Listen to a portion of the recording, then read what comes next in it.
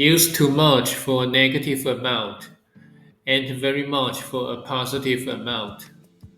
For our first question, I ate blank cake. Now my tummy hurts. Here, when your tummy hurts, that's definitely a negative feeling, right? So we are talking about an excessive, unwanted amount of cake. The perfect fit is too much. You ate too much cake, and now you are feeling the consequences. Moving on to number two. Thank you, blank, for your help. I really appreciate it. When you are saying thank you, especially with a big smile, you are expressing a strong, positive feeling of gratitude. You are not saying their help was negative or excessive, but rather it was greatly appreciated. So we absolutely need very much here. Thank you very much for your help. Now for question three, let's blank homework tonight. I'll be up all night. Staying up all night because of homework doesn't sound party, right? That emoji really tells us that amount of homework is causing a problem. It's an excessive negative amount. So it's too much homework tonight.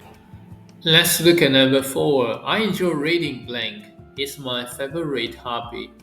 If something is your favorite hobby and it makes you happy, you are definitely expressing a positive feeling towards it. You enjoy it to a great extent. So, the winner is very much. I enjoy reading very much. Next up, she talks blank during movies. It's annoying.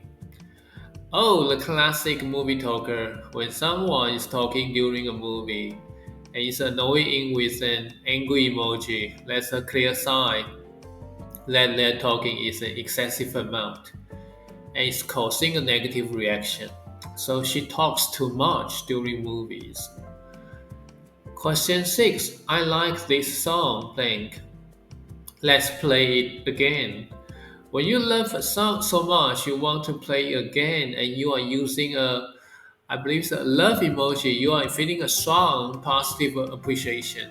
You like it to a great extent, not an excessive bad amount. So you like this song very much.